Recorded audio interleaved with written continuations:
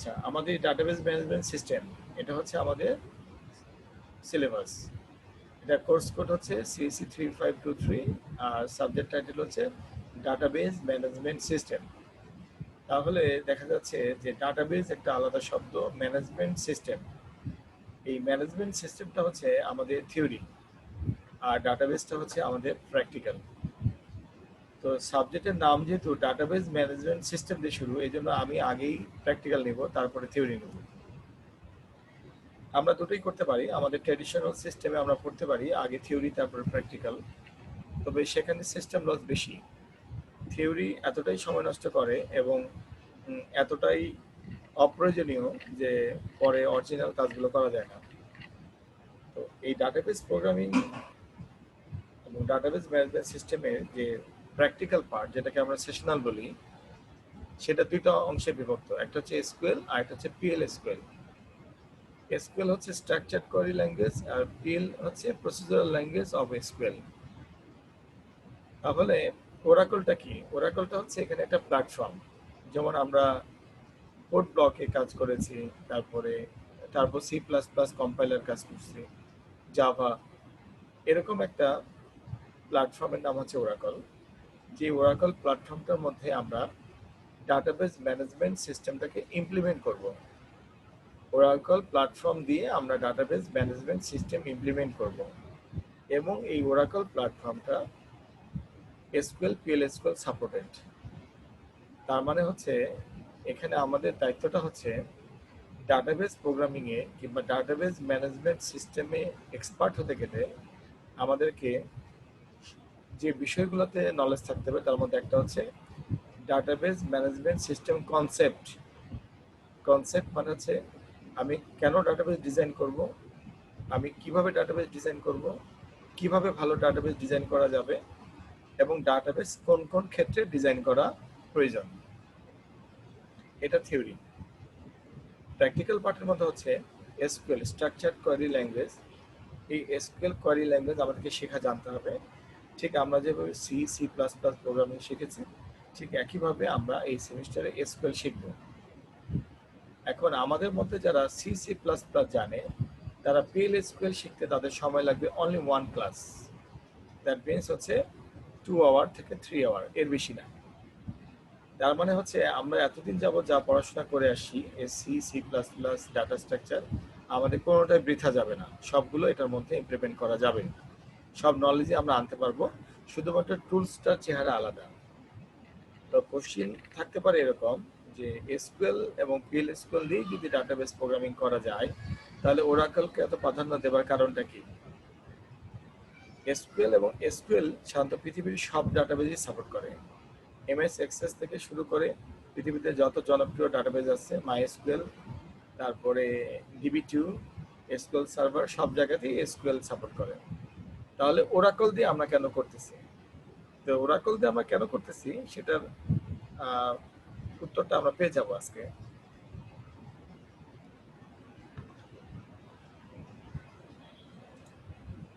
আচ্ছা, তো আমাদের ফার্স্ট থিংস হচ্ছে টপিকস হচ্ছে database programming with PL SQL. আমরা এই সেশনটা কমপ্লিট করব ফার্স্ট। আমাদের ভার্সন হচ্ছে ওরাকল 18C এক্সপ্রেস এডিশন। এই এক্সপ্রেস এডিশনের এই 18Cটাই হচ্ছে সবচেয়ে লেটেস্ট মডেল, এর উপরে কোনো মডেল পৃথিবীতে নাই। এক্সপ্রেস এডিশন কেন? এক্সপ্রেস এডিশন হচ্ছে এটা স্টুডেন্টের এডিশন, ফ্রি। ওরাকলের কোনো কিছুই ফ্রি পাওয়া যায় না, যেগুলো ক্র্যাক কপি পাওয়া যায় সেগুলোতে ফুল ফিচার পাওয়া যায় না। বাট ওরাকল কর্পোরেশন স্টুডেন্টদের শেখার জন্য এবং যারা বিগিনার লেভেলের বিগিনার লেভেলের এন্টারপ্রাইজ, কেবল ব্যবসা প্রতিষ্ঠান শুরু করেছে কিংবা নতুন করে সফটওয়্যার ডেভেলপমেন্টের কাজ শুরু করছে, তাদের জন্য এই ওরাকল 11C এক্সপ্রেস এডিশন, এই ডাটাবেসটা ওরাকল কর্পোরেশন ফ্রি করে দিয়েছে। এই জন্য আমরা ক্র্যাক কপি ইউজ না করে এই এক্সপ্রেস এডিশনটা ইউজ করব। তবে যে কোনো একটা এডিশনে কিংবা ওরাকলের যে কোনো ভার্সনে যারা কাজ করতে পারে তারা পৃথিবীতে যে কোনো ভার্সনেই কনভার্ট হতে পারে। যেমন আমি কাজ শিখেছি হচ্ছে 6 ভার্সনে, ওরাকল 6i। তারপরে আমি হচ্ছে ওরাকল এক্সাম দিয়ে পাশ করেছিলাম ওরাকল 8-এ। তারপরে আবার আমি ওরাকল 10-এ আবার আমার সার্টিফিকেটটাকে অল্টার করি। তাহলে দেখেন এখন 18C চলছে, 19C পর্যন্ত মার্কেটে আছে ট্রায়াল ভার্সন। কিন্তু আমি তাহলে কিভাবে চলছি? আমি কিন্তু কোনো কিছু শিখি নাই। মানে আমি প্রথমে যেটা শিখেছিলাম ওইটাই চলছে, প্রোগ্রামিং ল্যাঙ্গুয়েজ একটাই আছে, শুধুমাত্র একটু কষ্ট করে লেটেস্ট ভার্সনটা ইনস্টল করে নিতে হয় এবং লেটেস্ট ভার্সনে যে ফিচারগুলো আছে সেগুলো বুঝে নিতে হয়।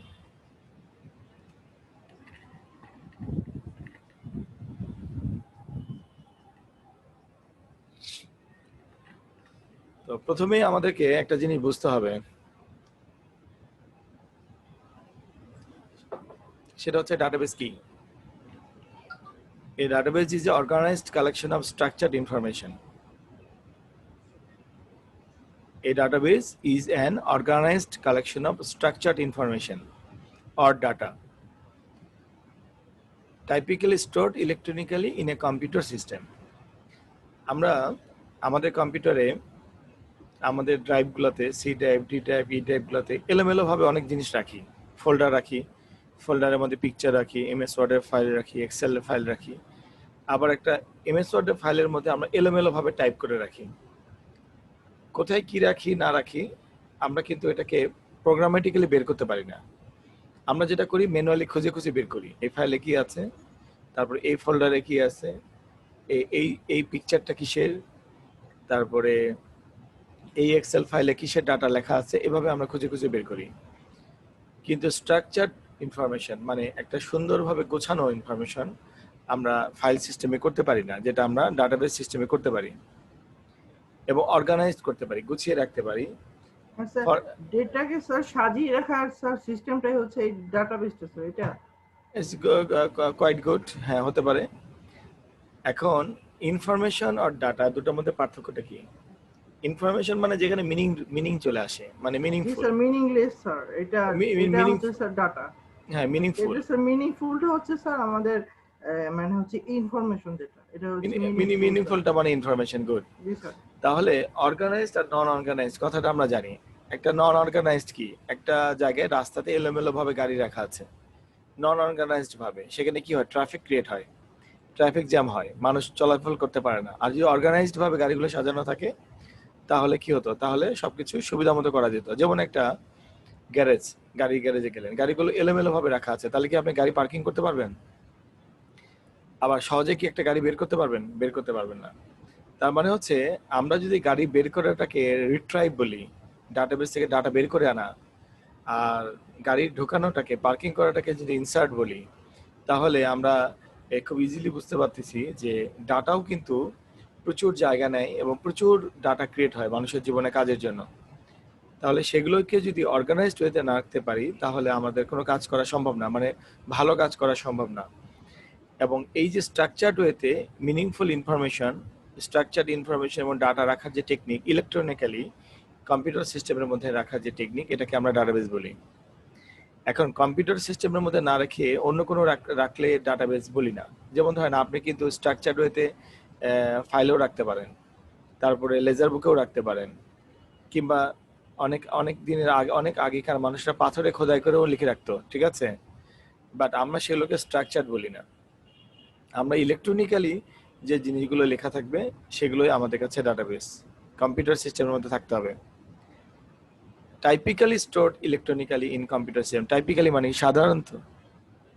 এখন আপনি দাবি করতে পারেন যে আমি কম্পিউটার সিস্টেমের মধ্যে রাখিনি কিন্তু ডাটাকে অর্গানাইজড ভাবে রেখেছি। Okay fine, that is also a structured information but not a database. When the computer was first invented, it was mainly used for scientific research to perform calculation quickly. আমরা এটা সবাই জানি যে কম্পিউটার তৈরি করা হয়েছিল মেইনলি ওয়েব পেজ বানানোর জন্য, তারপর ইআরপি সফটওয়্যার ব্যবহার করার জন্য, কিংবা এইসব কাজের জন্য না। এই যে আমি আপনাদের সাথে জুমে ক্লাস নিচ্ছি, এই জন্য কম্পিউটার সিস্টেম প্রথমে ইনভেন্ট করা হয়েছিল না। কম্পিউটার সিস্টেম ইনভেন্ট করা হয়েছিল সায়েন্টিফিক রিসার্চের কারণে। অনেক ক্যালকুলেশন, অনেক যোগ বিয়োগ গুণ ভাগ করতে হয়, হ্যাঁ অনেক যোগ বিয়োগ গুণ ভাগ করতে হয়, অনেক কাজের কারণে এটা তৈরি করা হয়েছিল। Since the computer was adopted more and more, the requirement were also increased to require the computer to store a larger volume of data for fast retrieval.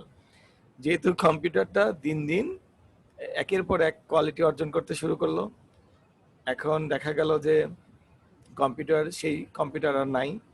এখন মাইক্রোপ্রসেসর অনেক ডেভেলপ হয়েছে, মেমোরি অনেক ডেভেলপ হয়েছে, তারপরে CPU system অনেক উন্নত হয়েছে। হওয়ার পরে যেটা হলো সেটা হচ্ছে কম্পিউটারের কাছে আমাদের ডিমান্ডগুলো বেড়ে গেল। আমরা কম্পিউটারের কাছে বিভিন্ন কম্পাইলার কম্পিউটারের মধ্যে রান করাই, তারপরে সেখানে ইনপুট প্রসেস আউটপুট করি। আমরা সফটওয়্যার তৈরি করতে শুরু করলাম, আমরা উইন্ডোজ অপারেটিং সিস্টেম ব্যবহার করতে শুরু করলাম, লিনাক্স অপারেটিং সিস্টেম ব্যবহার করতে শুরু করলাম। এইভাবে কম্পিউটারের জনপ্রিয়তাটা বাড়তে বাড়তে তখন আমাদের মধ্যে এটা ঢুকে গেল যে কেননা কম্পিউটার শুধুমাত্র প্রসেস করার ক্ষেত্রে ব্যবহার হবে, কম্পিউটারের মধ্যে আমি রাখার কাজও করতে পারি, দ্যাট ইজ ডাটা। একটা সময় মার্কেটে 4 মেগাবাইটের র্যাম পাওয়া যেত। আমার লাইফের ফার্স্ট কম্পিউটার 2 মেগাবাইট র্যামের পেন্টিয়াম 1, সেটাতে আমরা সি প্রোগ্রামিং করতাম, পাওয়ার পয়েন্টের স্লাইড তৈরি করতাম, এমএস ওয়ার্ড ছিল এবং উইন্ডোজ এক্স ছিল। যেটা যখন কিনলাম তখন আমাদের ক্লাসমেটরা দেখতে আসছিল যে এটা কম্পিউটার। আমরা সেই কম্পিউটারে প্যারানয়েড গেম খেলতাম, একটাই গেম চলতো, ঠিক আছে? তো সেটা 4 MB র্যাম কেন, এখন আমাদের ক্লাসে যারা ক্লাস করতেছে তারা 2 MB 4 MB র্যামের মোবাইলও ব্যবহার করে না।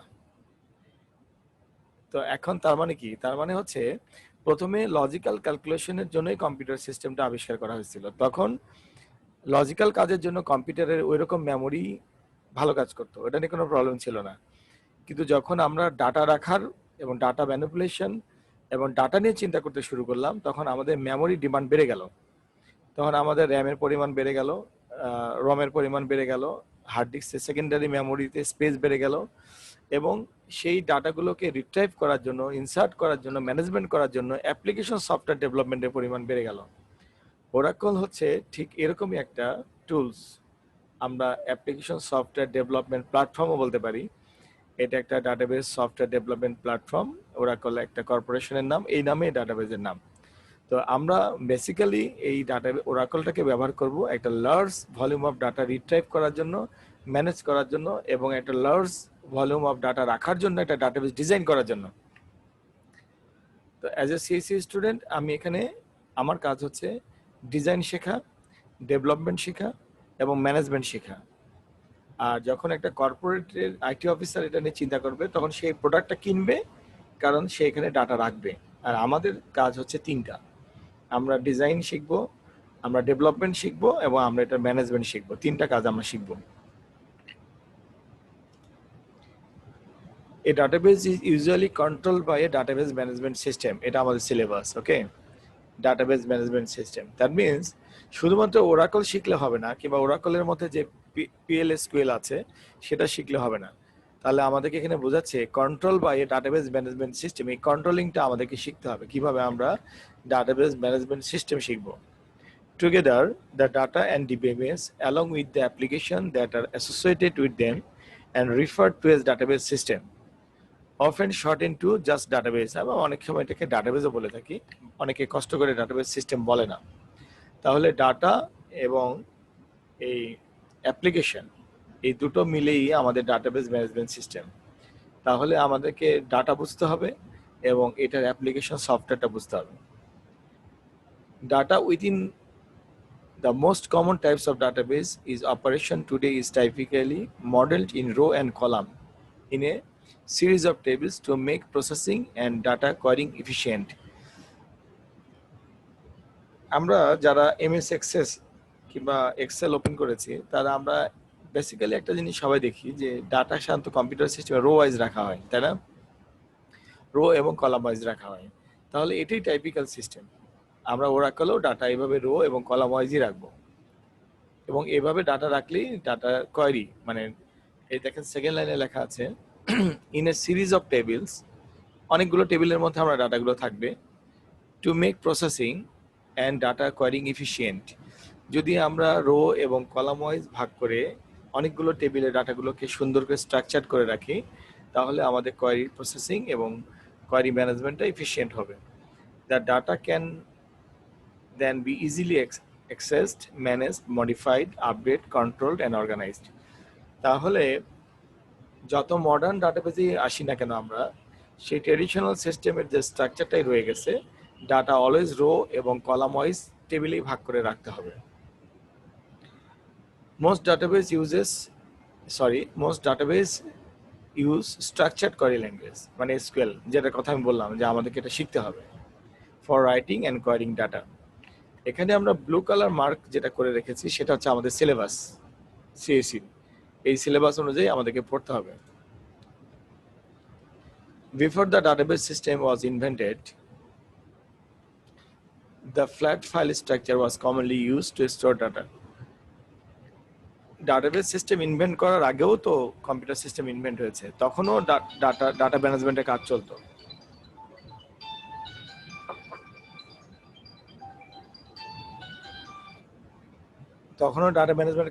তখনও মানুষ ডাটা ম্যানিপুলেট করতো ইউজিং সাম প্রোগ্রামিং ল্যাঙ্গুয়েজ। এখন এই ফ্ল্যাট ফাইল সিস্টেমটা হচ্ছে, আমরা বলি না অনেক সময় সিএসভি ফাইল, সিএসভি ফাইল আমাদের কাছে খুব পরিচিত, CSV file, text file.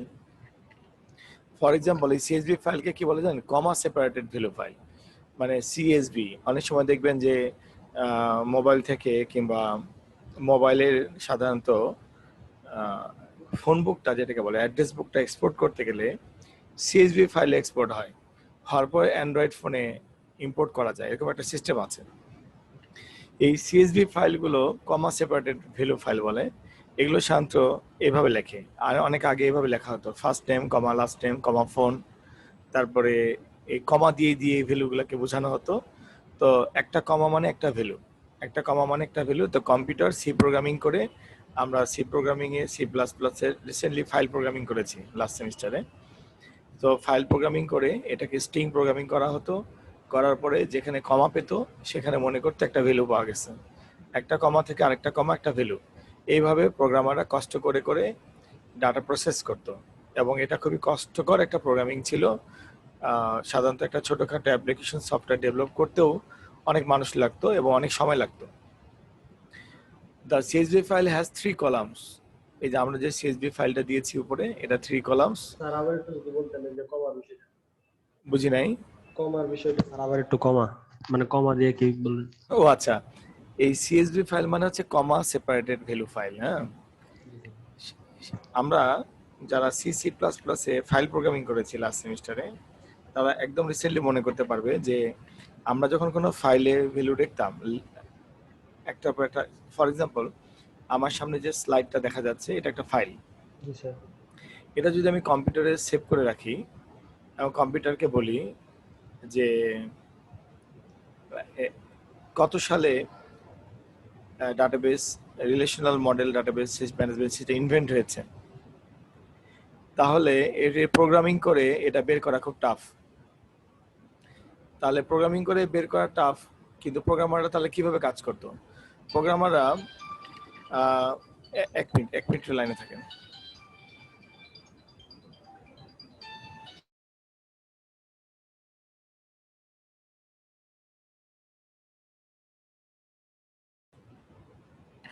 Hello, আমার কথা শোনা যাচ্ছে? জি স্যার। আচ্ছা, কমা সেপারেটেড ভ্যালু মানে হচ্ছে অনেক আগের প্রোগ্রামিং গুলোর কষ্টের কথা বললাম আর কি, যে একটা ফাইলে যদি এভাবে ডাটা থাকে তাহলে সেখান থেকে ডাটাটা বের করতে গেলে কি করতে হবে। যেমন আমরা সিতে স্ট্রিং প্রোগ্রামিং করেছি, একটা সেন্টেন্স বের করেছি কিভাবে, যখন আমরা একটা ডট পেয়েছি কিংবা একটা এন্ড অফ লাইন পাইছি তখন বলছি একটা সেন্টেন্স। যখন আমরা একটা ওয়ার্ডের পাশে একটা স্পেস পেয়েছি তখন বলেছি এটা একটা ওয়ার্ড। এটা আমরা কম্পাইলার কনস্ট্রাকশনে মনে আছে টোকেন বের করার সময় প্রোগ্রামিংটা করেছি। তারপরে আমরা যখন একটা নিউমেরিক নাম্বার পেলাম, ক্যারেক্টার প্রোগ্রামিং করলাম, আমরা ভাওয়েল কিভাবে খুঁজে বের করেছি, তারপরে কনসোনেন্ট খুঁজে বের করছি। Write a program to count the vowel and consonant in a string programming করছেন না?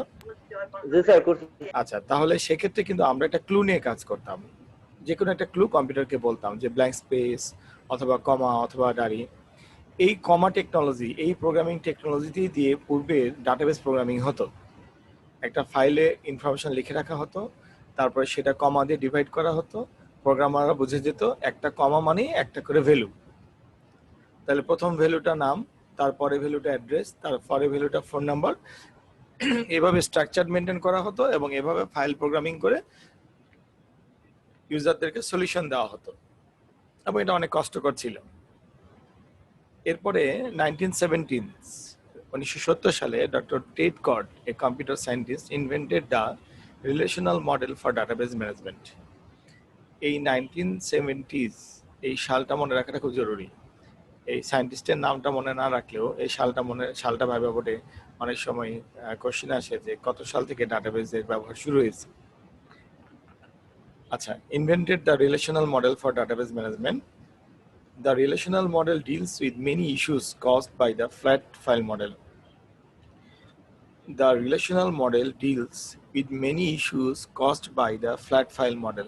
Flat file model কি? Flat file model is MS Word, Notepad, CSV file. এগুলো ফাইলের যে ডাটা লিখে রাখতাম আমরা, সেই ফাইল মডেলের ডাটাবেজের অনেক প্রবলেমগুলোকে, ইস্যুগুলোকে সলভ করে ডাটাবেজ ম্যানেজমেন্ট সিস্টেম তৈরি করা হয়, রিলেশনাল ডাটাবেজ ম্যানেজমেন্ট সিস্টেম তৈরি করা হয়। According to his model, data is organized in entities and attributes instead of combining everything in a single structure. According to his model, data is organized in entities and attributes. And question হচ্ছে sir entities কি আর attributes কি? Attribute কি? Instead of combining everything in a single structure. Single structure মানে যখন আমরা একটা line কম্পিউটারে লিখে রাখতাম এভাবে কমা দিয়ে দিয়ে, আমরা উপরে দেখতে পাচ্ছি আমাদের এই যে এমডি রহিম, তারপরে একটা টেলিফোন নাম্বার, তারপর করিম চৌধুরী, তারপর একটা মোবাইল নাম্বার, এটা কি একটা লাইন? এইভাবে আমরা একটার পর একটা লাইন একটা এমএস ওয়ার্ডের ফাইলে লিখে রাখলাম কিংবা এক্সেলে লিখে রাখলাম। এটাকে বলা হচ্ছে যে সিঙ্গেল স্ট্রাকচার। এখন এখানে কমা মানে হচ্ছে একটা ইনফরমেশন শেষ হয়েছে। কোনো কারণে যদি এই চৌধুরী না হয় এখানে করিম, অনেকের নাম অনেক বড় আছে, যেমন ধরেন আমাদের বিসি স্যার নাম আবুল হাসান সাদেক, আবুল হাসান মোহাম্মদ সাদেক। তাহলে আমি যদি এত বড় একটা নাম লিখতাম তাহলে কমাটা কোথায় যেত? লাইনের লাস্টে। তার মানে হচ্ছে কি, এটা হচ্ছে সিঙ্গেল স্ট্রাকচার, মানে যেখানে কমা থাকবে সেখানে শেষ হলো। বাট এন্টিটিস মডেলগুলো হচ্ছে একটা স্ট্রাকচার থাকবে, কলাম থাকবে, সেই কলামের মধ্যে একটা লেন্থ দেওয়া থাকবে যে সর্বোচ্চ এত লেন্থের ওয়ার্ড কিংবা ক্যারেক্টার লেখা যাবে, আর সেই কলামগুলোর সমানে একটা সিঙ্গেল রো হবে। এই রোটা হবে একটি ব্যক্তির জন্য, একটি ইনফরমেশনের জন্য একটি রো। আচ্ছা, এইভাবে যে স্ট্রাকচার করা হয় সেই স্ট্রাকচারটা হচ্ছে ডাটাবেজের স্ট্রাকচার। অ্যাট্রিবিউট মাইন্স হচ্ছে একটা ভ্যালু, একটা সিঙ্গেল ভ্যালুকে অ্যাট্রিবিউট বলে। আর প্রোগ্রামিং ল্যাঙ্গুয়েজের ভাষায় অ্যাট্রিবিউট মানে হচ্ছে ভেরিয়েবল। আমরা যে কোনো ভেরিয়েবলকে অ্যাট্রিবিউট বলতে পারি, ঠিক আছে? আর এন্টিটিস, আমরা যে কোনো সি প্লাস প্লাস প্রোগ্রামিং কিংবা জাভার কনসেপ্টে যদি আমরা যাই, আমরা যে কোনো অবজেক্টকে এন্টিটিস বলতে পারি, যে কোনো অবজেক্টকে এন্টিটিস বলতে পারি, আর যে কোনো ভেরিয়েবলকে অ্যাট্রিবিউট বলতে পারি। ওকে, আমরা এটা আরো ডিটেলস বুঝে দেখি। দেখেন, এখানে আমাদের সামনে একটা ডাটাবেজ স্ট্রাকচার দেখা যাচ্ছে। স্ট্রাকচারের মধ্যে, ছবির মধ্যে দেখাচ্ছে এমপ্লয়িজ, মানে এটা হচ্ছে একটা এমপ্লয়িজ। এটা এমপ্লয়িজ মানে এমপ্লয়ীদের কোনো একটা ইনফরমেশন এখানে থাকবে। তাহলে এখানে an entity is a person হতে পারে, এটা প্লেস হতে পারে, অথবা একটা থিংস হতে পারে, থিং হতে পারে। তাহলে যেমন আমি বলি যে টিচার একটা এন্টিটি হতে পারে, স্টুডেন্টস একটা এন্টিটি হতে পারে, তারপরে এমপ্লয়িজ একটা এন্টিটি হতে পারে, তারপরে প্লেস ডাটাবেজ একটা এন্টিটি হতে পারে, এরকম। An attribute describes the person, place and things. Attribute হচ্ছে কি, ওই এন্টিটিটাকে ডিসক্রাইব করার জন্য অ্যাট্রিবিউট ব্যবহার করা হয়। যেমন এখানে এমপ্লয়ি বলা হলো এন্টিটি। যদি এমপ্লয়িটা এন্টিটি হয় তাহলে এমপ্লয়িটাকে ডিসক্রাইব করে কি? Employee ID, first name, last name, phone. For example, আমি যদি আপনাদের টিচার হয়ে থাকি তাহলে আপনি বললেন টিচার্স ইজ এ এন্টিটি। তাহলে এই আমি যে টিচার, শুধু টিচার তো আরো আছে। তাহলে আমাকে ডিসক্রাইব করার জন্য আপনাদের জানতে হবে কি? আমার এমপ্লয়ি আইডি, আমার নাম, তারপরে আমার ডেজিগনেশন, তারপরে আমার অ্যাড্রেস, তারপরে আমার কি কি কোর্স অফার আছে, তারপরে আমি আপনাদেরকে এই সেমিস্টারে কি কি কোর্স পড়াবো, এভাবে কিন্তু একটা মানুষ আমাকে চেনে। আপনারা আমাকে কিভাবে চিনেন? এই যে ক্লাসে জয়েন করছেন কিভাবে? কারণ আপনারা রুটিন দেখেছেন, রুটিনের মধ্যে রেজিস্ট্রেশন করছেন, রেজিস্ট্রেশনের মধ্যে আমার নাম আছে, সেই নাম ধরে আপনারা বুঝতে পারছেন যে এই লোকের এই বৈশিষ্ট্য আমার সাথে মিলে গেছে। সো এই অ্যাট্রিবিউটগুলো মিলে গেছে মানে এটা আমাদের টিচার। সো আমি এই ক্লাসে জয়েন করব। এর মানে হচ্ছে অ্যাট্রিবিউট মানে হচ্ছে যে বিষয়গুলো দ্বারা আপনি আমাকে চিনতে পারছেন, যে বিষয়গুলো আমার আমার বৈশিষ্ট্য ডেসক্রাইব করেছে, সেগুলো হচ্ছে অ্যাট্রিবিউট। আর আমি আমার যে মূল নোটটার নাম, আমার যে আমি কোন অবজেক্টের অন্তর্ভুক্ত, আমি টিচার্স অন্তর্ভুক্ত, তাহলে টিচার্সটা হবে আমার এন্টিটি। আমাদের স্লাইডে একটা স্যাম্পল দেখা যাচ্ছে, এমপ্লয়িজ, তারা বলছে এটা একটা entity. Employee ID, first name, last name, phone, এগুলো হচ্ছে অ্যাট্রিবিউট। পাশে আমরা দেখতে পাচ্ছি ইন্টিজার, ভার্চার, এগুলো হচ্ছে ডাটা টাইপ। আমরা প্রোগ্রামিং ল্যাঙ্গুয়েজে করে আসছি, সো ডাটা টাইপের কনসেপ্টে আমাদের কোনো প্রবলেম নাই। শুধু আমরা দেখে নিব যে স্ট্রিং এর পরিবর্তে আমরা কি লিখব, ক্যারেক্টারের পরিবর্তে আমরা কি লিখব, এবং ইন্টিজার এবং ফ্লোট নাম্বারের ক্ষেত্রে আমরা ওরাকলে কি লিখব, এটা আমরা শুধু কনভার্সনটা দেখে নিব। আর কনসেপ্ট হচ্ছে এন্টিটি অ্যান্ড অ্যাট্রিবিউট, এই দুটো কনসেপ্ট আমাদের মাথার মধ্যে থাকতে হবে। স্যার এন্টিটি জিনিসটা কি স্যার? এন্টিটি একটা পারসন অথবা একটা প্লেস অথবা একটা thing. Subject sir. Sir entity বলতে কি বুঝাইতেছি ওই পারসনটা কি কোন অকুপেশন আছে সেটা। অ্যাট্রিবিউটস বলতে কি বুঝাইতেছি যে ওই পারসনটার আর কি বর্ণনা, ওনার নাম, ওনার ডিটেইলসটা। না, ডিটেইলসটা তো অ্যাট্রিবিউটস। হ্যাঁ, আমি একটু আগে বললাম সাবজেক্টটা স্যার, সাবজেক্ট যেটা ডিটেইলসটা হচ্ছে অ্যাট্রিবিউট গুলো হচ্ছে, ডিটেইলস গুলো হচ্ছে অ্যাট্রিবিউট। যেমন হ্যাঁ হ্যাঁ যেমন আমি for example you are student, okay. জি স্যার। রাব্বি স্টুডেন্টটা ইসলাম, হচ্ছে এন্টিটি। হ্যাঁ, রাব্বি ইসলামকে যদি আমি টার্গেট করি, তাহলে রাব্বি ইসলাম এর এন্টিটি হচ্ছে স্টুডেন্টস। জি স্যার। আর রাব্বি ইসলামের অ্যাট্রিবিউট হচ্ছে রাব্বি ইসলামের স্টুডেন্ট আইডি, রাব্বি ইসলামের নেম, রাব্বি ইসলামের ডিপার্টমেন্ট, রাব্বি ইসলামের অ্যাডমিশন সেমিস্টার, রাব্বি ইসলামের ফাদার নেম, মাদার নেম, তার প্রেজেন্ট অ্যাড্রেস, তার permanent address, everything, telephone number, mobile number, email ID. যে বিষয়গুলো দিয়ে, যে ভেরিয়েবলগুলো দিয়ে আমি একটা থিংসকে আমি ডেসক্রাইব করতে পারবো, আলাদা আলাদা করতে পারবো, সেগুলো হচ্ছে অ্যাট্রিবিউট। জি স্যার। আর তাকে আমি যে নোডের আন্ডারে ফেলবো, তাকে আমি যেভাবে চিনতে পারবো, সেটা হচ্ছে এন্টিটি। দ্যাট মিনস একটা এন্টিটির মধ্যে একের অধিক ব্যক্তির কিংবা একের অধিক বিষয়ের অ্যাট্রিবিউট থাকতে পারে। আচ্ছা, প্রোগ্রামিং ল্যাঙ্গুয়েজের ভাষায় যদি বলি, ডাটাবেজের ভাষায় আপনাদের কষ্ট হতে পারে। আপনার অবজেক্ট কি বলেন তো? কি a object is a blueprint of a class. Clear? জি স্যার। আচ্ছা, ক্লাস কি? A class Sir, is a combined data type. combined data type, sir. Combination of instance or data type. Clear? G sir. আমি খুব simple ক্লাসের definition বললাম, মানে জটিল ভাবে বললাম না। তাহলে আমি যদি টিচার নামে একটা ক্লাস তৈরি করি, ঠিক আছে, তাহলে সে টিচারের ক্লাসের অবজেক্ট কি হবে? আমি যে যাকে দিয়ে তাকে কল করব, সে তার অবজেক্ট হবে।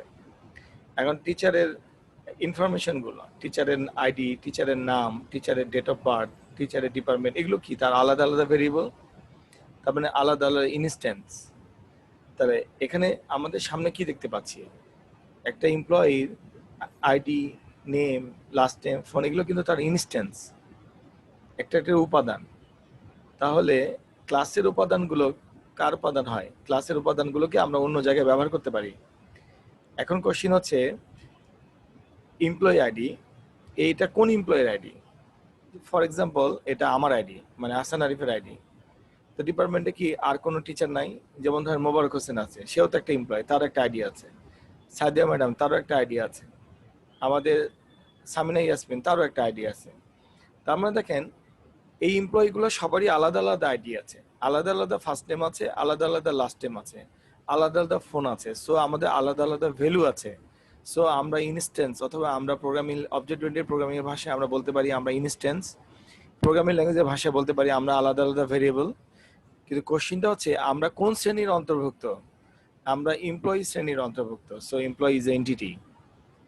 এমপ্লয়ি এখানে টেবিলের নাম, অথবা এমপ্লয়ি এখানে অবজেক্টের নাম। বোঝা গেছে?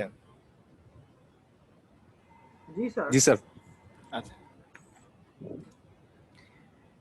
এখন দেখেন একটু ডিজাইন করা হয়েছে, যে কারণে রিলেশনাল আরেকটু ডাটাবেস clear করে দেন। ম্যানেজমেন্ট সিস্টেম তৈরি হয়েছে, যে কারণে রিলেশনাল ডাটাবেস ম্যানেজমেন্ট সিস্টেম তৈরি হয়েছে সেটা হচ্ছে আমরা ফ্ল্যাট মডেলে কিংবা টেক্সট ফাইলে কিংবা সিএসভি ফাইলে কমা দিয়ে দিয়ে লিখতাম, কিন্তু এখানে এরকম করার দরকার নেই। আমরা আলাদা আলাদা এন্টিটি ব্যবহার তৈরি করতে পারি একই বিষয়কে কেন্দ্র করে। যেমন একটা ক্লাসের মধ্যে একের অধিক মেথড ছিল, খেয়াল করছেন সেটা? একটা মেথডে আমরা ইনপুট নিয়েছি, জি, স্যার। একটা মেথডে প্রসেস করেছি, একটা মেথডে আউটপুট দিয়েছি। হ্যাঁ স্যার। তার মানে কি একই বিষয়কে আলাদা আলাদাভাবে টুকরো টুকরো করা যায়, এবং একই বিষয়ের একই কাজের জন্য 10টা ভেরিয়েবল ডিক্লেয়ার করে 10টা ভেরিয়েবলের মধ্যে 5টা একটা ক্লাসে আর 5টা আরেকটা ক্লাসের মধ্যে রাখা যায়, এবং দুটো ক্লাসকে ইনহেরিটেন্স করে একটা অবজেক্ট দিয়ে কল করা যায়। তার মানে ডাটাবেজ একটাই হতে পারে, এই ডাটাবেজের মধ্যে আলাদা আলাদা টেবিল থাকতে পারে, অনেকগুলো টেবিল থাকতে পারে, এমনও করা যেতে পারে যে 4-5টা টেবিলের কাজ একটাই। এগুলোকে বলে ডাটাবেজ, ডাটা স্প্লিট করে রাখা, আলাদা আলাদা করে রাখা। আচ্ছা, কেন ডাটা আলাদা করে রাখবো, আলাদা করে রাখলে সুবিধা কি, তারপরে আলাদা করে রাখার প্রয়োজনীয়তা কি, এটা আমরা ডিটেলস পরে স্টাডি করব, মানে আমাদের এগুলো আরো পড়াশোনা আছে। আমরা আপনাদের এটার স্ট্রাকচারটা বোঝার চেষ্টা করবো প্রথম দিন, যে অ্যাকচুয়ালি এটার নাম ডাটাবেস, এইভাবে ডাটাবেজের ডাটা থাকে। Each employee may have one or more contacts. You can create a contact entity and relate the employee entity to the contacts entity through a relationship called one-to-many. Question হচ্ছে, এখানে বলতে চেয়েছে each employee may have one or more contact. দেখেন, আমার phone number হচ্ছে 3টা। প্রথমে একটা ফোন নাম্বার কিনলাম, এটা গণ হয়ে গেল, তা ভাবলাম যে একটা গোপন ফোন নাম্বার কিনি, সেটা কেউ জানবে না, পরে ওটাও গণ হয়ে গেল। তারপরে আরেকটা ফোন নাম্বার কিনলাম, ওটাও গণ হয়ে গেল, ঠিক আছে? এখন আমার ইউনিভার্সিটির নাম্বারটাও গণ নাম্বার। সো একটা মানুষ বিভিন্ন কারণে ফোন কিনতে পারে, নাম্বার কিনতে পারে। স্টুডেন্টদেরও অনেকে 2টা করে সিম আছে, একটা ইন্টারনেট সিম, একটা এফএনএফ সিম, একটা নর্মাল সিম, এরকম আছে। এমপ্লয়ীদেরও থাকতে পারে। তো ডাটাবেজে আমি যদি একটা ব্যক্তির ইনফরমেশন রাখতে চাই এভাবে, যে employee ID, first name, last name, phone, তাহলে কোশ্চিন আসবে, তাহলে আমি একটা এমপ্লয়ের যদি একের অধিক ফোন থাকে তখন কি হবে? একটা এমপ্লয়ের যদি একের অধিক ফোন থাকে তাহলে কি হবে? তো তাহলে কি আমরা ওই এমপ্লয়ি ইনফরমেশনটা বারে বারে লিখবো? মানে আমি বলতে চাচ্ছি, যদি এই স্ট্রাকচারটার কথা আমরা চিন্তা করি, এমডি রহিমের 10টা ফোন আছে, তাহলে আমরা কি করব? এমডি কমা রহিম কমা এই 10টা ফোন নম্বর কমা দিয়ে লিখবো, না এমডি রহিমের জন্য 10টা লাইন লিখবো? যদি 10 লাইন লাগবে। 10 লাইন লিখতে হবে, কারণ এটা হচ্ছে স্ট্রাকচার্ড মডেল। সো 3 নম্বর কম্পিউটার হচ্ছে বোকা সিস্টেম। প্রোগ্রামিং করার সময় আমরা তাকে বলেছি 2 নম্বর কমার পরে যা পাওয়া যাবে সেটা তোমার মোবাইল নাম্বার, ঠিক আছে? ও কিন্তু 3 নম্বর কমার পরে যে মোবাইল নাম্বার আছে এটা কিন্তু সে কাউন্ট করবে না। সে প্রথম কমাটা পাবে, মনে করবে এটা ফার্স্ট নেম, তারপরে একটা কমা পেলে ভাববে এটা সেকেন্ড নেম, তারপরে যখন একটা কমা পাবে কিংবা ব্ল্যাঙ্ক স্পেস পাবে সে ভাববে এটা তার মোবাইল নাম্বার। Phone number. হ্যাঁ, এখন যদি আমি কারোর জন্য 5টা মোবাইল নাম্বার লিখে রাখি, কারোর জন্য 3টা মোবাইল নাম্বার রেখে রাখি, তাহলে প্রোগ্রামিং সিস্টেমে, স্ট্রাকচার প্রোগ্রামিং এ এটা সলিউশন বের করা দুরূহ কাজ। আমরা অলরেডি সি প্রোগ্রামিং এ সামান্য ফাইলের মধ্যে নিজের নাম সেভ করতে যেয়ে আমাদের অবস্থা খারাপ হয়ে গেছে, মনে আছে? জি স্যার। তাহলে জি, স্যার। এটা একটা দুরূহ কাজ। মানে তখন কিন্তু বলিনি যে এটা দুরূহ কাজ, এখন বলতেছি, কারণ তখন তো ওটা আমাকে পড়াতে হবে। এখন জি স্যার। ডাটাবেস প্রোগ্রামিং ক্ষেত্রে এই জন্য এটাকে স্ট্রাকচার বানানো হয়েছে, যে দুরূহ প্রোগ্রামিং যেন না করতে হয়। আর ডাটাবেস প্রোগ্রামিং বলছে তাহলে তোমাকে আলাদা আলাদা কলাম কিংবা রো ওয়েস্টেজ করার দরকার নেই, মানে নষ্ট করার দরকার নেই। আমরা 2টো টেবিল আলাদা করতে পারি, সেই 2টো টেবিলের মধ্যে রিলেশনশিপ করে রাখতে পারি। কিভাবে? আমরা উপরের ছবিটাতে দেখতে পাচ্ছি যে একটা এমপ্লয়ি আইডি, লেফট সাইডে ব্লু কালার, সেখানে একটা 1 সাইন দেওয়া আছে, 1, এই সাইনটার নাম প্রাইমারি। আচ্ছা, সেটাকে একটা রিলেশনশিপ, একটা ড্রয়িং করে আরেকটা কন্ট্যাক্ট টেবিলে এমপ্লয়ি আইডির সাথে কানেকশন দেওয়া আছে, এখানে 3টা টান আছে, 3 নোড, এটা মানে হচ্ছে মেনি। দ্যাট মিনস প্রথম এন্টিটিতে প্রথম এন্টিটিতে এমপ্লয়ি এন্টিটিতে একটা এমপ্লয়ির আইডি একবারই ছিল। ফর এক্সাম্পল এখানে employee ID 1001, employee first name হচ্ছে জামিল, লাস্ট নেম হচ্ছে জিলানি, ফোন নম্বর হচ্ছে 1001 ফর এক্সাম্পল। বাট ওই এমপ্লয়ির একের অধিক কন্ট্যাক্ট ইনফরমেশন আছে, এই জন্য এখানে আর না লিখে একটা রিলেশনশিপ করে আরেকটি টেবিল তৈরি করা হয়েছে। সেখানে এমপ্লয়ি আইডি মেবি একবার, দুইবার, তিনবার, চারবার, পাঁচবার, ছয়বার, অনেকবার আসবে। সে যতবার জীবনে বাসা চেঞ্জ করবে, যতবার ফোন চেঞ্জ করবে, সবগুলো এখানে লেখা থাকবে। এরকম একটা কনসেপ্টকে রিলেশনাল কনসেপ্ট বলে, যে আমার মূল টেবিলে একটি মাত্র রো থাকবে এবং সেই রোয়ের সাপেক্ষে অন্য একটি জায়গায় আমার অনেকগুলো রো থাকবে, সেই রোর মধ্যে আমার বিস্তারিত ইনফরমেশনগুলো থাকবে। তাহলে বিস্তারিত ইনফরমেশনগুলো যেখানে মাল্টিপল টাইমে থাকবে সেগুলোকে আমরা বলতে পারি ডুপ্লিকেট ডাটা টেবিল। আর প্রথমটাকে আমরা বলতে পারি সিঙ্গেল ডাটা টেবিল বা ইউনিক ডাটা টেবিল অথবা প্রাইমারি ডাটা টেবিল। এই কনসেপ্টটা প্র্যাকটিক্যাল না করার পর্যন্ত পুরোপুরি ক্লিয়ার হবে না। শুধু আমরা আপাতত এতটুকু বোঝার চেষ্টা করবো স্লাইডে আজকে, যে একটা ডাটাবেস এমনভাবে তৈরি করা যায়, একটা ইনফরমেশন দুই ভাগে ভাগ করে রাখা যায়। যে ইনফরমেশনগুলো একের অধিকবার আসবে সেগুলোকে একটা টেবিলে রাখা যায়, আর যে ইনফরমেশনগুলো সিঙ্গেল অথবা ইউনিক সেগুলোকে একটা টেবিলে রাখা যায়, এবং এই দুটো টেবিলের মধ্যে সম্পর্ক তৈরি করে দেওয়া যায়। আচ্ছা, এই সম্পর্ক তৈরি যে করা যায় এটার নামই রিলেশন। এই রিলেশনশিপ এটাকে বলা হচ্ছে, উপরে প্যারাগ্রাফটা পড়েন, each employee may have one or more contacts. একটা এমপ্লয়ির একের অধিক কন্ট্যাক্ট নাম্বার থাকতে পারে।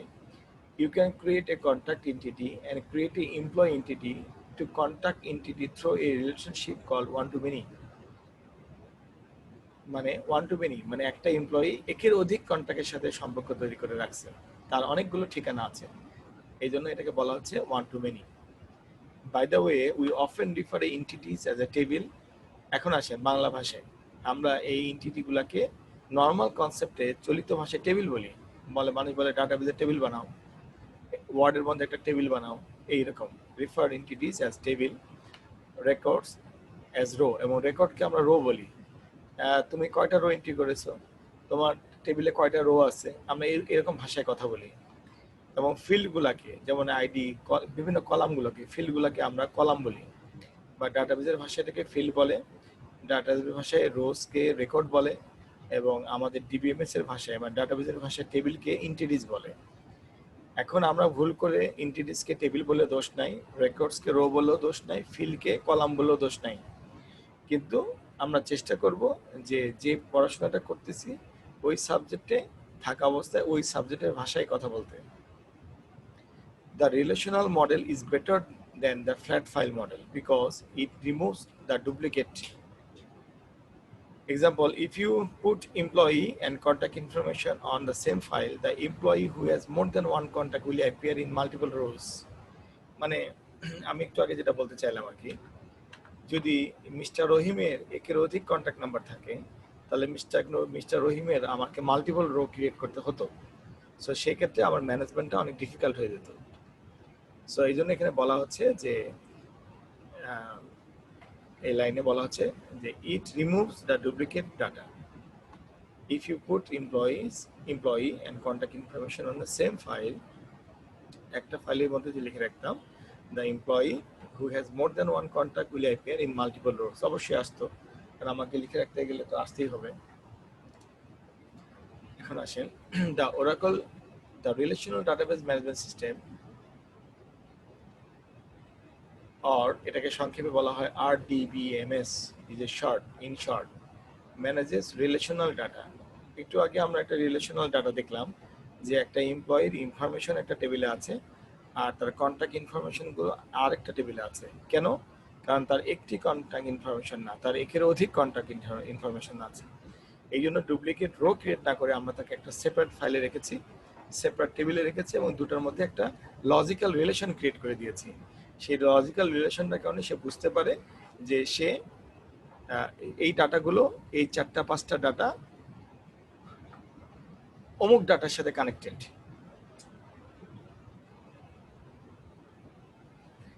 আচ্ছা, beside the Oracle database, মানে ওরাকল একটা RDBMS ডাটাবেস, এর জন্য আমরা ওরাকলকে চুজ করেছি।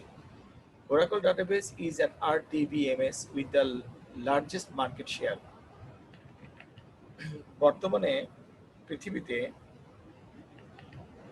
ধনী কোম্পানির মধ্যে প্রথম 10 জনের মধ্যে ওরাকল কর্পোরেশন আছে, 1 নম্বর। 2 নম্বরটা হচ্ছে পৃথিবীতে যত অ্যাপ্লিকেশন সফটওয়্যার মার্কেটে রানিং আছে তার 90% হেভি ডিউটি অ্যাপ্লিকেশন সফটওয়্যার ওরাকলে তৈরি। 3 নম্বর, পৃথিবীতে একমাত্র ডাটাবেস যে ডাটাবেসকে এখন পর্যন্ত হ্যাক করা যায়নি। এসকিউএল সার্ভারকে হংকং এ ক্লাস 9 এর একটা ছেলে হ্যাক করে ফেলছিল কিছুদিন আগে, আর বাদবাকি ডাটাবেসগুলোকে মানুষ গণার মধ্যেই ধরে না, হ্যাকারের পাল্লায় পড়ে তছনছ হয়ে যায়। কিন্তু এখন পর্যন্ত ওরাকলকে হ্যাক করেছে এরকম কোনো মানে নজির দৃষ্টান্ত পাওয়া যায়নি। একটা সার্ভার হ্যাক হয়ে যায় কিন্তু ডাটাবেসটাকে হ্যাক করতে পারে না। এখন ডাটাবেসের পাসওয়ার্ড চুরি করে ডাটাবেসে লগ ইন করাটাকে কিন্তু হ্যাকিং বলে না। তো সেক্ষেত্রে দেখা গেল যে ওরাকল ডাটাবেস যদি লিনাক্স সার্ভারের সাথে কম্বিনেশন করে থাকে মার্কেটে, তাহলে সেই ডাটাবেসগুলোর কনসিস্টেন্সি, রিলায়েবিলিটি অনেক হাই।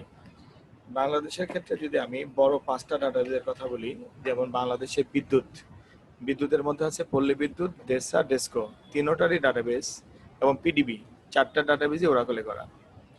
তারপরে এর মধ্যে তো একটা ডেভেলপার আমি নিজেই ছিলাম পল্লী বিদ্যুতে। এরপরে আসেন স্টক এক্সচেঞ্জ, বাংলাদেশের সবচেয়ে বড় ডাটাবেস তারা ডিল করে, তাদের ডাটাবেস ওরাকলে করা।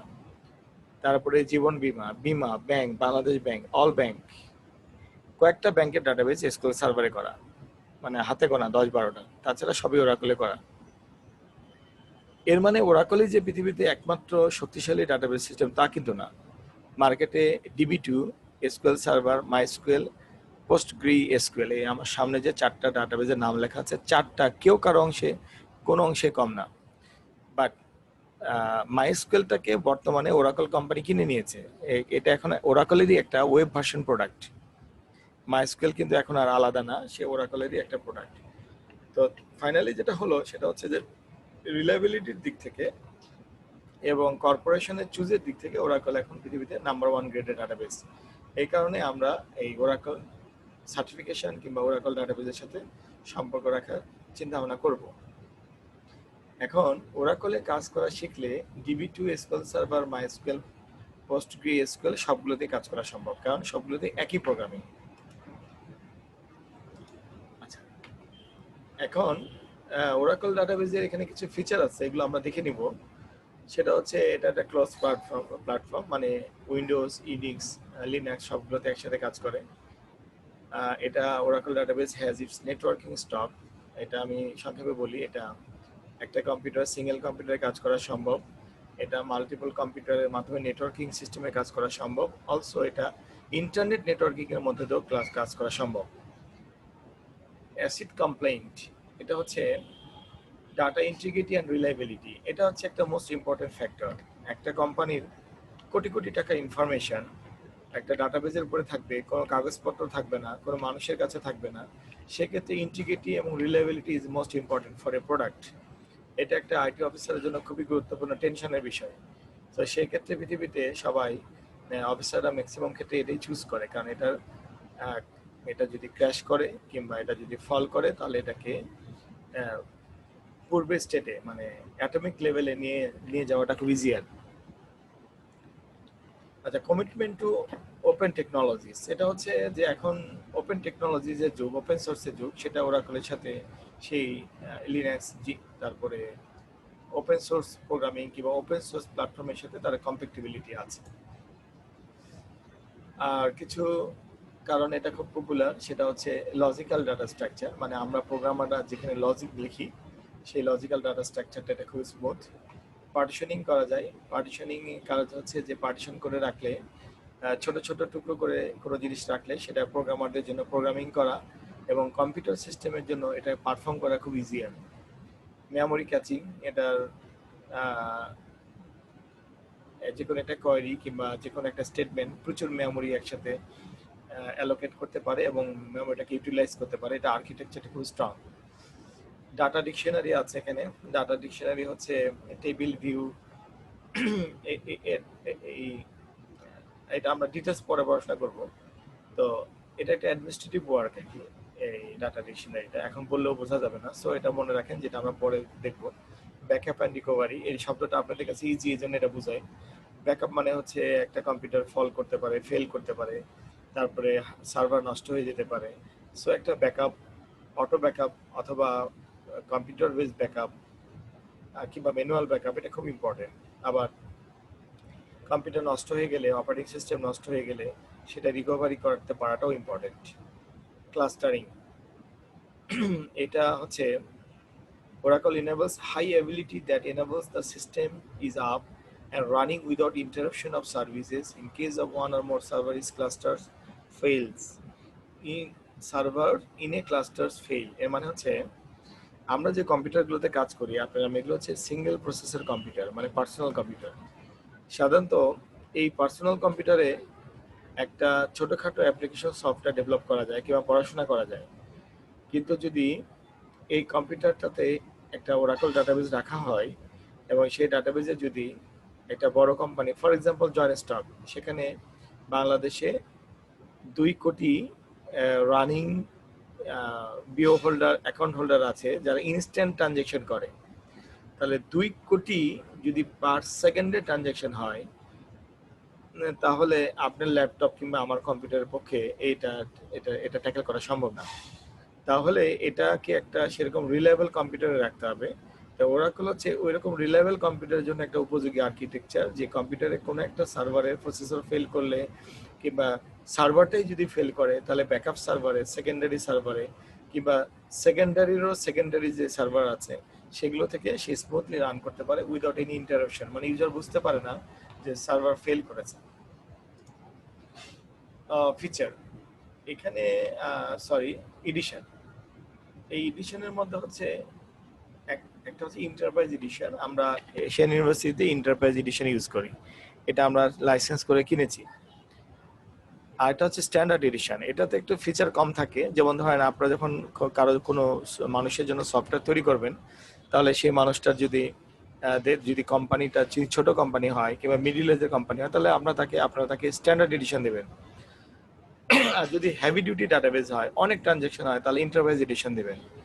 আর যদি এরকম সিদ্ধান্ত থাকে যে পরবর্তীতে ডাটাবেসটা চেঞ্জ করে দিবেন, মাইগ্রেট করে দিবেন, আপাতত সফটওয়্যারটা ডেভেলপ করে দিবেন ফ্রি অফ এডিশন, তাহলে আপনারা ইউজ করবেন এক্সপ্রেস এডিশন, যে এডিশনটা দিয়ে আমরা এখন লেখাপড়া করব। সো এই পপুলার 3টে এডিশনের মধ্যে 3 নম্বরটা হচ্ছে এক্সপ্রেস এডিশন, যেটা সকল স্টুডেন্টের জন্য উন্মুক্ত এবং এটা ছোট রেঞ্জের কোম্পানির জন্য ফ্রি। তবে এখানে কিছু লিমিটেশন আছে। সেই লিমিটেশনটা হচ্ছে can use maximum 2 GB of RAM.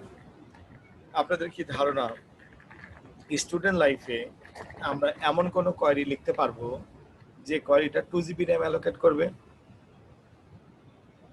এবং আমরা এমন কোনো সফটওয়্যার তৈরি করতে পারবো যে সফটওয়্যারটা একটা ইউজার সর্বোচ্চ আপনার কম্পিউটারের মধ্যে 12 GB ডাটা ইউজ করবে? Is quite impossible. স্টুডেন্ট লাইফে এটা সম্ভব না। সো আমরা স্টুডেন্ট লাইফে এক্সপ্রেস এডিশনই ইউজ করব। আচ্ছা, আরেকটা কারণ আছে, সেটা হচ্ছে যে আমাদের স্টুডেন্টদের মধ্যে কোর i7 কম্পিউটার কতজনের আছে আমি জানি না। সো এন্টারপ্রাইজ এডিশন ভুল করেও শখ করেও ইনস্টল করার দরকার নেই, তাহলে কিন্তু ল্যাপটপ নড়বে না এবং কম্পিউটার নড়বে না। এটা খুব হেভি ডিউটি, এটা ছোটোখাটো বাচ্চাদের খেলা না। এবং আপনার উইন্ডোজটা ফরম্যাট করতে হবে, সব নষ্ট হয়ে যাবে। কম্পিউটারটা এমন হতে পারে যে ইনস্টল করার পরে কম্পিউটারটা চালুই হলো না।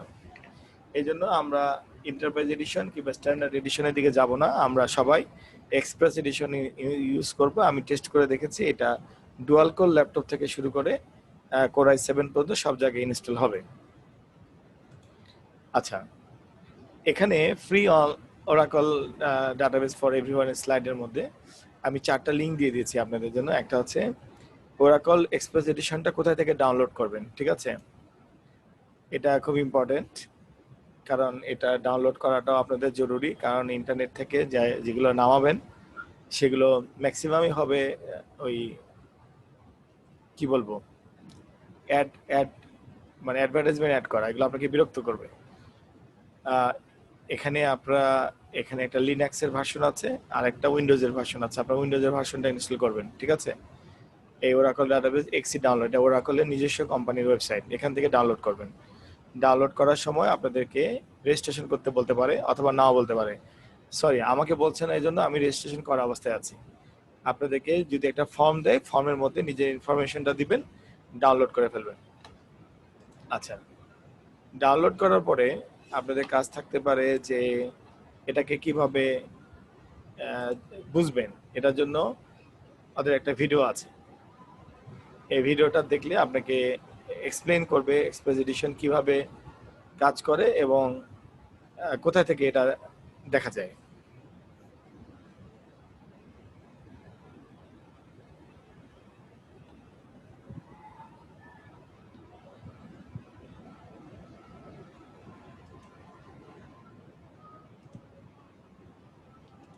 Storage for any environment, including development, testing, training, embedding, and more, all completely free.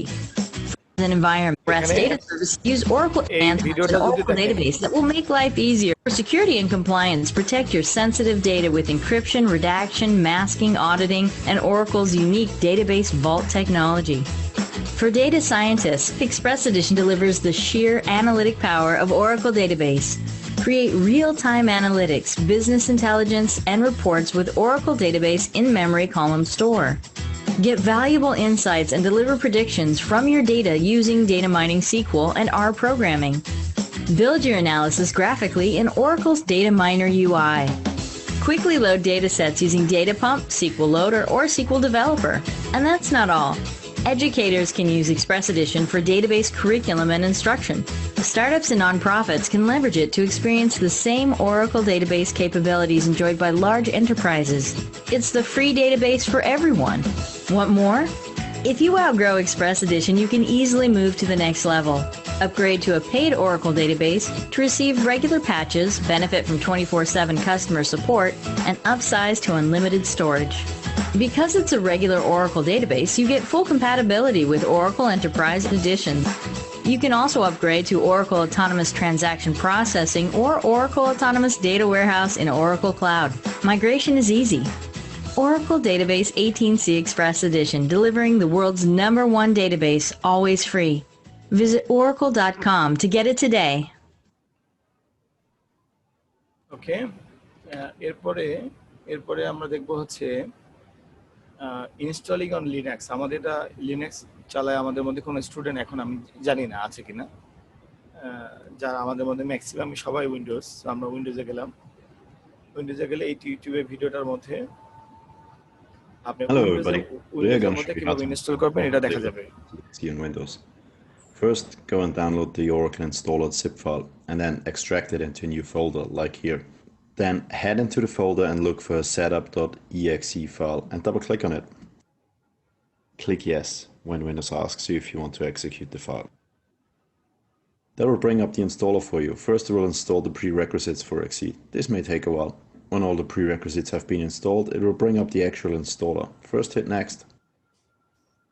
Accept the license agreement.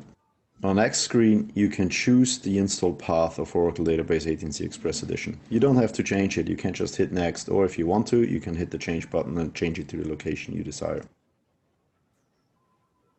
Last, specify the password for the SUS system and PDB admin accounts, and confirm it and hit next. On the last screen, you will see the destination once more. Just to confirm, once you're happy, click install. Now the Oracle database is being installed. This may take a while, depending on the speed of your computer. We have speeded up here so that you don't have to wait. If you have the Windows Defender firewall enabled, throughout the installation it will ask you whether you want to block or allow traffic for the Java platform that comes with the Oracle database installed. Click Allow Access and the installation will proceed. Once again, we have speed up here the installation process in this video.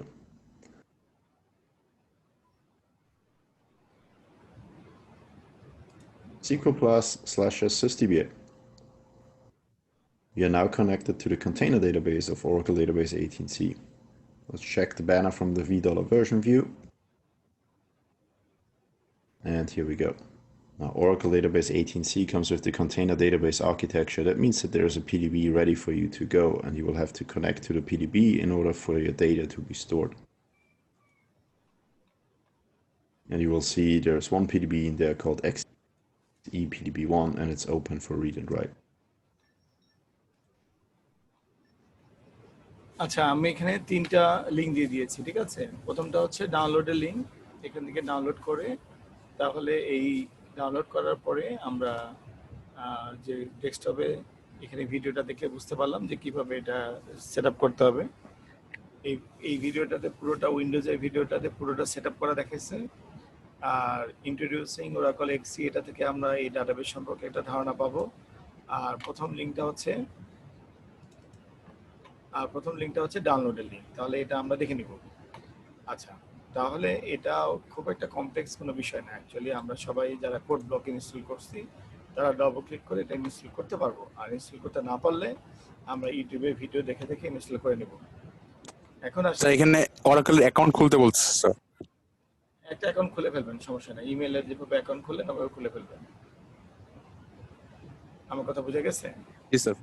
ইমেইলের account খুললেন না আপনারা, আপনাদের নাম লিখবেন, phone number লিখবেন, আপনাদের কাছে এটাতে কোনো টাকা নেবে না। জি স্যার, জি sir. Oracle 18c expert edition আমি আপনাদেরকে যেটা অফার করেছি এখন, এটা স্টুডেন্ট হিসেবে ফ্রি, আপনাদের ল্যাপটপে থাকলেও কখনো ব্লক করে দেবে না।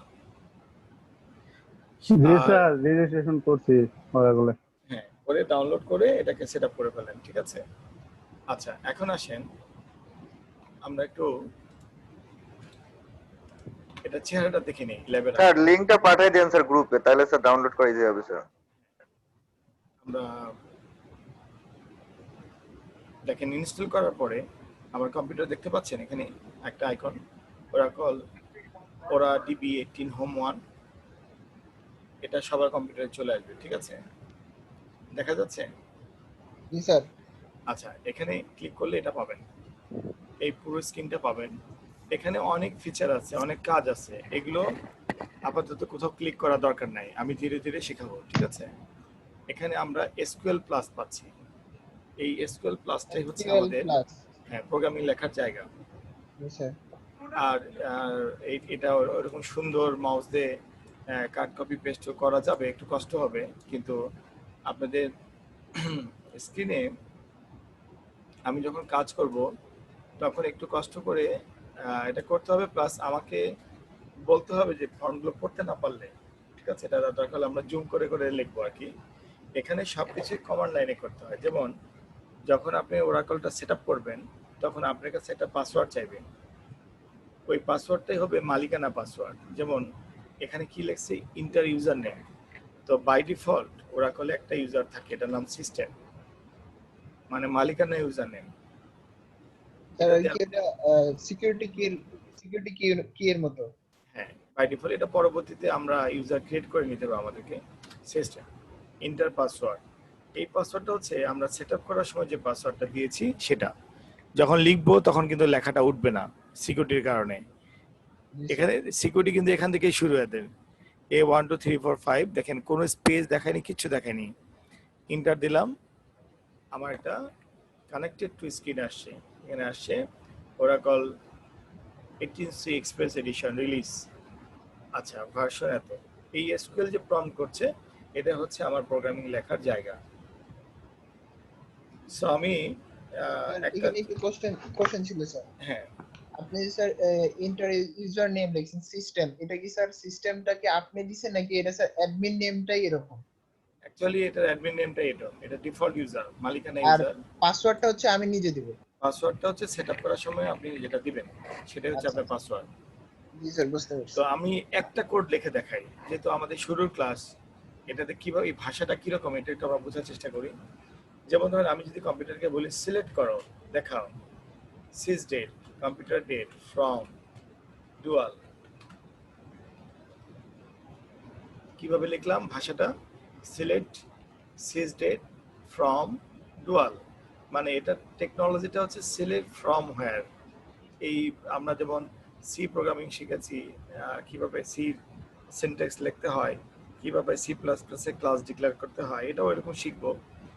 এটা হচ্ছে পৃথিবীর সবচেয়ে ইজি ল্যাঙ্গুয়েজ আমার যেটা ধারণা আর কি।